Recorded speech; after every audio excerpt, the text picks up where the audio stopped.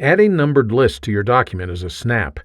Word provides tools to add them immediately. What Word doesn't do is provide a way to create a countdown list that is in reverse order. Here's how you can do it.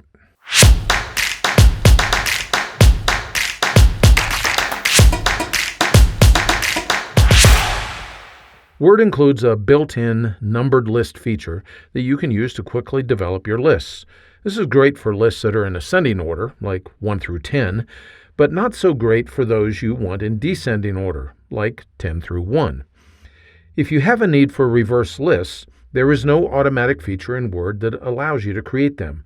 One way you can handle this deficiency is to use a sequence field, an SEQ field, to provide the numbers.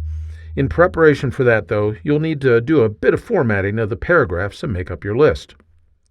As an example, you can see that I have 5 paragraphs in this document that I want to have in my list. Now, I don't want to click on any of the list tools here on the Home tab of the ribbon because they won't help. Instead, I need to select the paragraphs and, on the Home tab of the ribbon, click the icon at the bottom right of the paragraph group, right here. That displays the paragraph dialog box. What I want to do is I want to create a hanging indent for these paragraphs.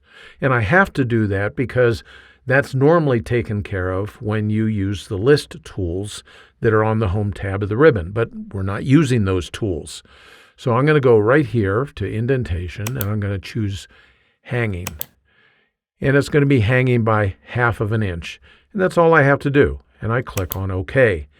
Now you can see that the second line on each of these items has been indented just a bit.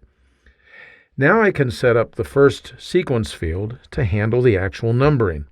All I need to do is place the insertion point at the very beginning of that first item in the list. And then I'm going to press Ctrl F9 to insert a pair of field braces.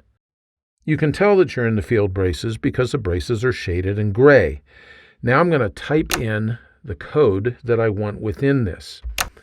I'm going to do =6, a minus sign, and then I'm going to put another set of field braces in here. I hit Ctrl F9 again, and now you can see that I have field braces within field braces.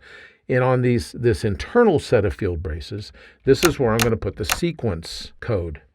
And then I follow that by the name that I want to give to this sequence. And I'll just call it RevList, meaning reverse list. Now the first number here is quite important. Remember that in this example, there are 5 items in the list. This number should always be 1 greater than the number of items. So since there are 5 items, I use the number 6. If there were 10 items, I would use the number 11, or if there were 25 items, I would use the number 26. This compound field does a calculation. The sequence field will return a number in the sequence that we are calling RevList.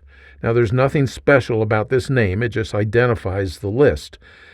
The first item in the list will return 1, which is then subtracted from 6, resulting in the first item being numbered 5.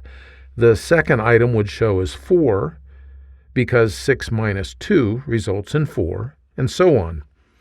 I'm going to place the insertion point within the outer set of field braces here, and then I am going to press F9 to collapse the field. Notice that gave me the number 5. Just like we talked about a minute ago, it's 6 minus sequence, the first element in that sequence list. So it's 6 minus 1, which results in 5.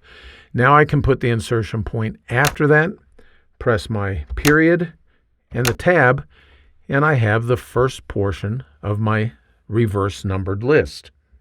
With the first item in the list complete, well, then all I have to do is select all of this, press Ctrl C, it's now in my clipboard, and I'm going to go down to the second item here and paste it, and the third item and paste it, fourth item, paste it, and the fifth item and paste it. Notice that at this point, all of the items show the number 5. That's because the fields have not yet been updated. You can update them by selecting all of the items in the list or even selecting the entire document and pressing F9.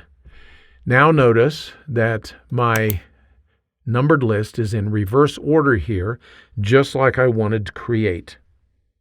Remember that if you need to change the number of items in the list, you'll need to display the field codes and change that number at the beginning of the code to one more than however many items there are in your list. I hope that you found this quick tip helpful. If you did, you might consider signing up for my Word Tips newsletter. Every weekly issue is free, and it includes great tips that you can put to work right away. Information is in the notes just below this video. Thanks for spending a few minutes with me today.